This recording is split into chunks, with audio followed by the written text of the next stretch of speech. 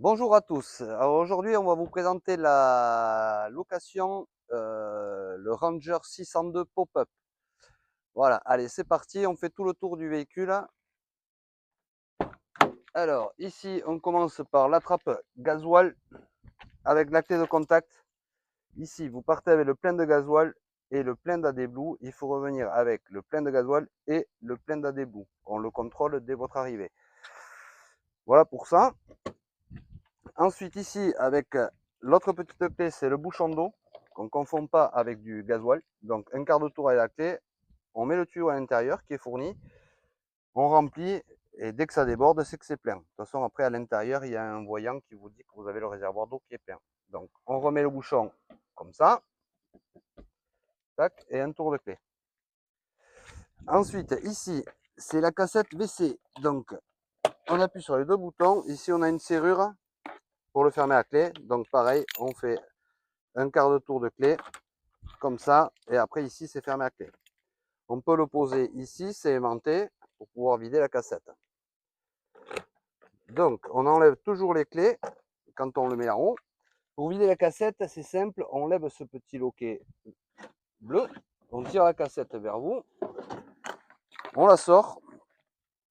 Ici, un bouchon pour vider et pour faire le dosage. Donc un bouchon de produit bleu pour 1 litre d'eau qu'on vient mettre à l'intérieur. Pour la vider, donc vous enlevez le bouchon bien sûr, classique. On tourne la cassette. Ici, on s'aide de ce petit bouton bleu qui est une mise à l'air. On enlève le bouchon, on appuie et on vide. On met de l'eau, on rince et on recommence. On se met un bouchon de produit bleu pour 1 litre d'eau. Pour la remettre en place, c'est simple. On la remet comme ça.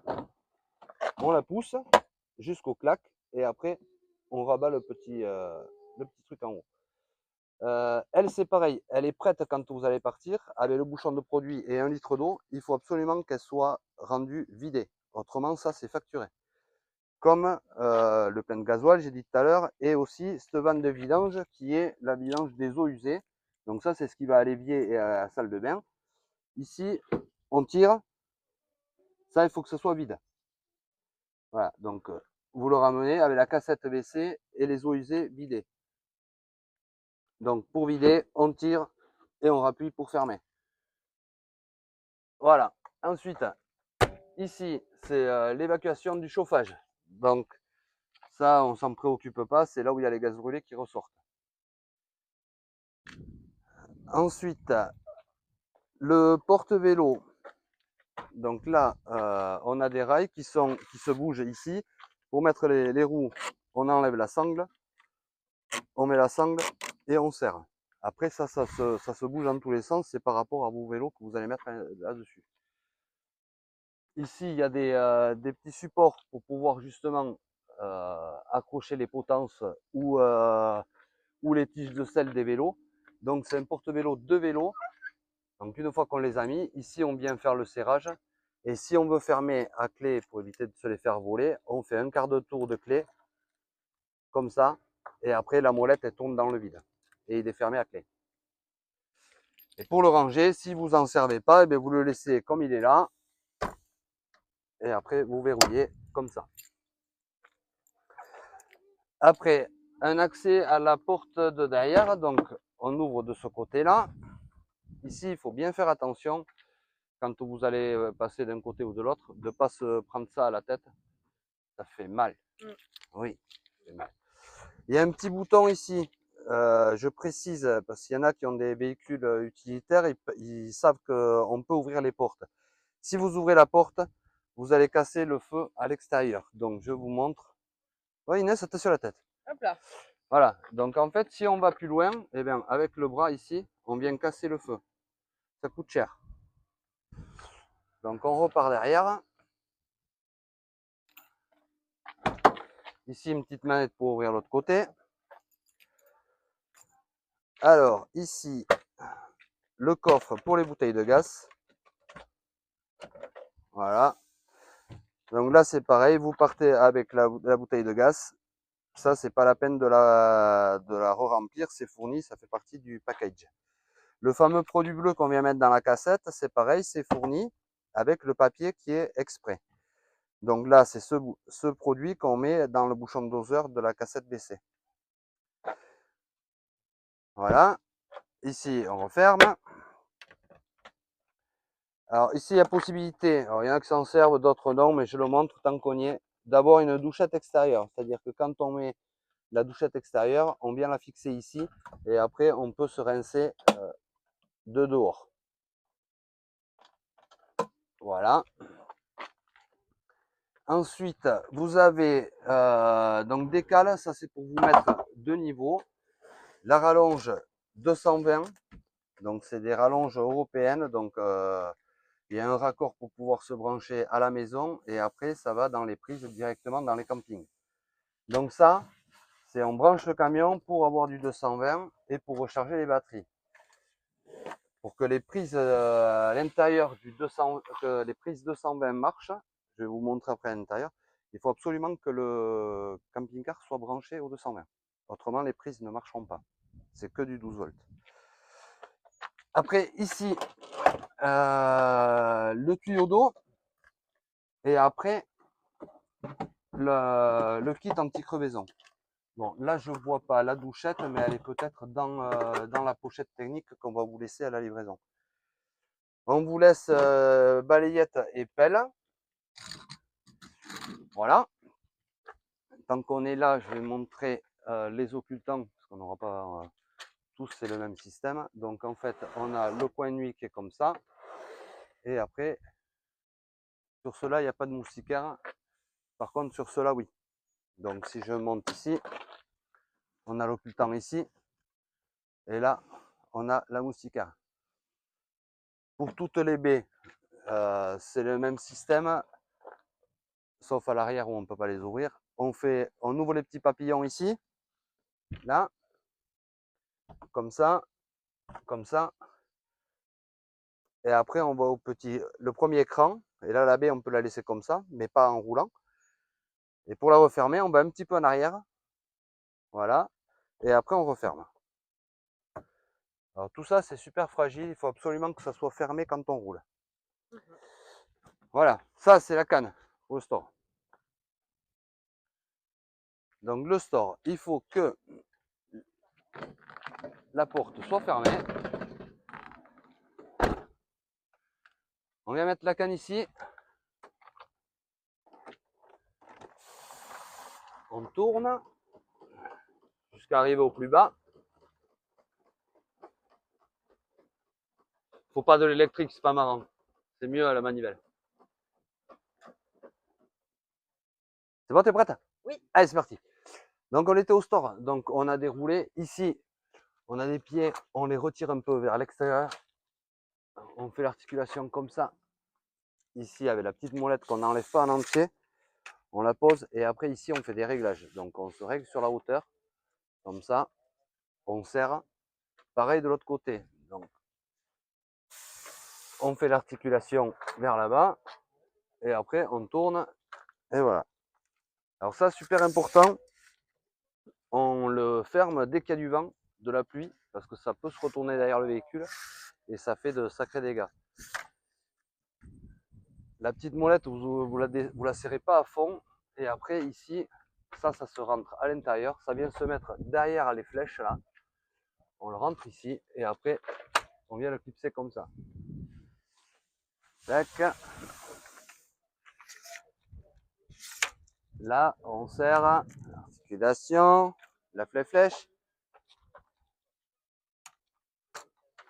Là, voilà. Et après, on le rentre à la manivelle. Donc après ici, la fameuse prise 220, donc c'est les prises européennes. Là. Donc quand vous branchez le camping-car ici, vous allez de ce côté ici, et après, il faut bien mettre la languette de la prise qui va à l'intérieur. Et pour la retirer, on vient appuyer sur le petit loquet bleu. Et après, on tire la prise. Donc ça, c'est pour avoir le 220. Si on n'a pas ça qui est branché, vous n'avez pas de 220 dans le véhicule. Je le précise bien. La porte, ici, on ouvre la porte. Elle a des crans, donc on peut aller là, ici, elle se bloque. On fait avec la poignée et après, on la ferme. La porte, hein, bien sûr. Ici, moustiquaire, ça pique. Ça, c'est super fragile. Donc, on y fait attention, on le pousse avec les deux mains. Le marchepied, on a des interrupteurs ici. Ça, c'est pour les lumières à l'intérieur. On a une prise 220. Et ici, le marchepied. On le rentre et on le sort. Donc, lui, on pense à le rentrer. Voilà. Ici, une petite tablette pour allonger le plan de travail. Comme ça. Et après, pour l'enlever, on appuie sur les deux petits ergots ici. Et après, on vient le clipser. Bonjour à tous, moi c'est Isven. Du coup, je vais prendre le relais de Cédric. Donc, je vais vous expliquer l'intérieur du fourgon R600 Ranger. Donc, venez avec moi, je vais vous montrer le tableau de commande. Donc, ici, vous avez le tableau de commande. Donc, pour l'allumer, il faut appuyer sur le côté en bas à droite. Vous avez le tableau de commande qui s'allume. Sur le côté droit, vous avez tous vos niveaux. Donc, si j'appuie une fois, vous avez ici S1 qui s'allume. Donc là, on est à 50%. Ça, c'est votre réservoir d'eau propre. Si je rappuie une deuxième fois, vous avez R1. Donc là, c'est les eaux usées. Donc là, on voit qu'elles sont vides, elles sont à 0%. En bas, vous avez ici le voltage de votre batterie cellule. Et si vous rappuyez une deuxième fois, le pourcentage aussi de la batterie. Et pareil pour la batterie moteur juste en dessous, avec le voltage et le niveau de batterie. Ensuite, à gauche, donc là, quand c'est en vert, c'est que c'est éteint. Et quand j'appuie, par exemple, ça c'est le robinet pour la pompe à eau, ça s'allume en orange, c'est allumé. Alors effectivement, on aurait pu faire le contraire, mais bon, c'est comme ça. Donc quand c'est en orange, donc là c'est allumé, donc vous avez la pompe à eau allumée. Donc par exemple pour la salle, la cuisine, donc là vous prenez ici, là vous avez le côté eau chaude et eau froide de chaque côté, comme ceci. Pensez à bien rabattre ici après quand vous remettez la plaque. Donc pour l'eau, une fois que vous avez terminé d'utiliser de l'eau, hop, on rappuie pour éteindre la pompe. Sinon, elle se met à tourner dans le vide, ça peut au fur et à mesure l'abîmer plus rapidement. Ici, lumière extérieure. Donc vous avez un petit bandeau LED tout le long de la porte coulissante. Pour l'allumer et pour l'éteindre, on appuie. Ensuite, ici, vous avez les lumières pour l'intérieur du fourgon. Et ça, c'est une jauge pour la température intérieure du fourgon. Donc du coup, ici, on se retrouve pour le truma. Donc là, c'est ce qui va vous faire le chauffage et l'eau chaude. Donc ici, vous avez un petit bouton qui est sur le 0. Donc là, vous êtes éteint. Quand vous tournez la petite molette, vous avez 40 degrés et 60 degrés. Donc là, c'est que l'eau chaude. Donc l'eau chaude, une fois qu'elle est allumée, vous attendez 15-20 minutes pour que l'eau chaude arrive. Une fois qu'elle est lancée, vous pouvez utiliser l'eau chaude. Hop, si après on descend d'un cran, vous n'avez qu'une flamme. Donc là, c'est que le chauffage. Donc là, vous réglez avec la petite molette grise qui va de 1 à 5. Et si je descends tout en bas, vous avez la flamme et le 60 degrés allumé. Donc là, vous avez l'eau chaude et le chauffage allumé en même temps. L'eau chaude, c'est comme la pompe à eau. Quand j'en ai plus besoin, je l'éteins, donc je reviens sur le 0. Donc ici, du coup, on se retrouve au niveau de la cuisine. Donc comme je vous montrais tout à l'heure, vous avez ici le robinet avec l'eau froide et l'eau chaude. Là, vous avez la gazinière. Donc là, vous appuyez sur le bouton. Ici, vous avez le piezo et vous avez la flamme qui apparaît. Donc pareil pour l'autre, comme ceci. Donc bien évidemment, on ne rabat pas la plaque quand la gazinière est chaude. Pareil pour le nettoyage, pour le retour, faites attention de ne pas le faire avec le côté qui gratte de l'éponge, faites-le avec une microfibre, c'est le mieux.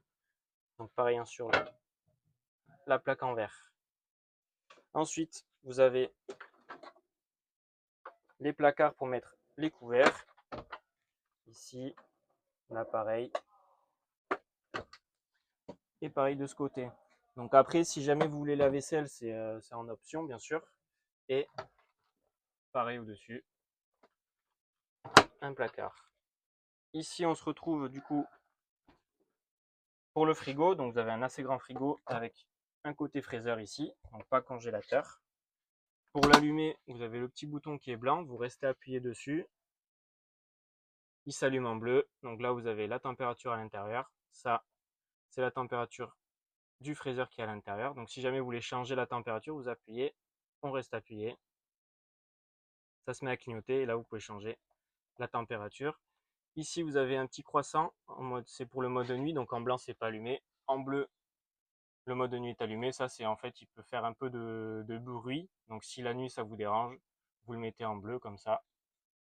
il fera moins de bruit pour votre nuit. Pour l'éteindre, pareil, même système, on reste appuyé et il s'éteint. Donc ici on se retrouve du coup dans la salle de bain. Donc ici vous avez une petite languette pour vous mettre la paroi de douche, donc pour protéger l'autre côté. Hop, ça vient s'aimanter ici. Et ensuite vous avez du coup le pommeau de douche avec le mitigeur. Une fois que vous avez terminé, vous pouvez remettre la paroi comme ceci, toujours bien remettre la sangle comme ceci pour quand vous roulez, pour éviter que ça se balade dans tous les sens. Ici vous avez un petit peu de rangement.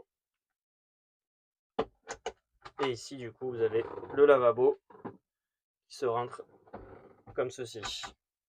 Là vous avez du coup les toilettes, donc là vous appuyez ici, ça les libère, hop, vous tirez ici, elles se tournent bien sûr, et ensuite là vous ouvrez, vous avez ici la petite manette grise pour ouvrir la trappe.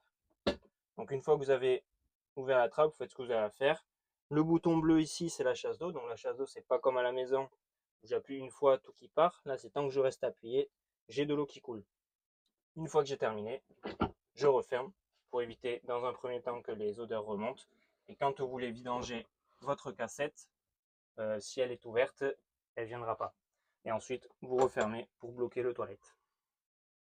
Donc ici, on se retrouve ici pour le couchage. Donc vous avez du rangement tout autour ici. Là, dans ce placard-là, vous avez une petite penderie. Et là, vous avez des petites liseuses avec chacune une prise USB pour brancher votre téléphone pendant la nuit. Et après, vous avez une petite baie avec l'occultant et la moustiquaire pour la nuit. Et vous pouvez aussi, du coup, l'ouvrir. Donc, vous avez les crochets juste ici. Là, hop, vous les enlevez comme ceci. Et après, c'est des compas avec des crans. Hop, donc, il faut y aller tout doucement. Hop, et vous remontez tout en haut pour rabattre la baie. Ensuite, ici, quand vous mettez le crochet, pas la mettre entre les deux ici. Sinon, ça laisse une aération, en fait. C'est pas étanche et ça vous fait des appels d'air quand vous allez rouler. Donc là, vous mettez bien derrière le crochet, hop, et tac. Et là, c'est bien fermé. Donc ici, vous avez le salon, donc avec la table dinette. Donc ici, vous avez une petite rallonge et vous avez aussi une rallonge en dessous. Donc là, vous avez ça à tirer et après, ça vient comme ceci. Ça peut même se mettre entre les deux sièges quand ils sont retournés pour pouvoir poser un petit verre, une bouteille, peu importe. Et après, pareil, du rangement ici. À l'intérieur, vous avez deux prises USB aussi, pareil, pour brancher votre téléphone. Et après, vous avez une prise allume-cigare et une prise 220. Donc celle-ci fonctionne bien évidemment que si vous êtes branché à l'extérieur.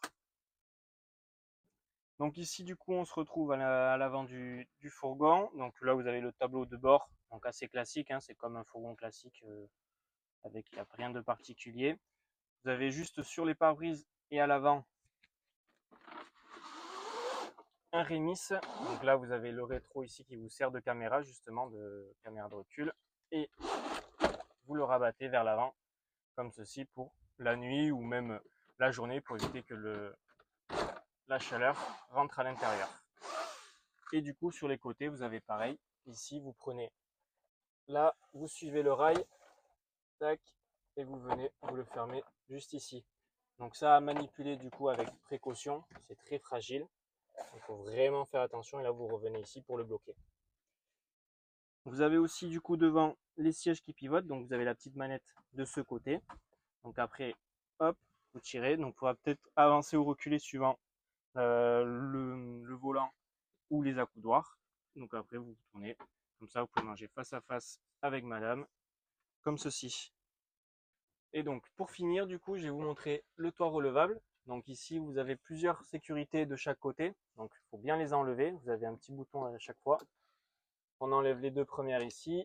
Ensuite, là, on appuie et vous poussez en même temps, comme ceci. Pareil de l'autre côté. Et là, vous levez, vous prenez la petite sangle ici pour le maintenir au cas où. Hop, et vous le laissez monter tout seul. Donc là, après, vous avez les petits crochets pour mettre l'échelle, je vous montrerai tout à l'heure. Et pour le descendre, du coup, vous prenez le petit la petite sangle ici, et là vous tirez vers le bas. Donc il faut quand même assez forcer pour le descendre.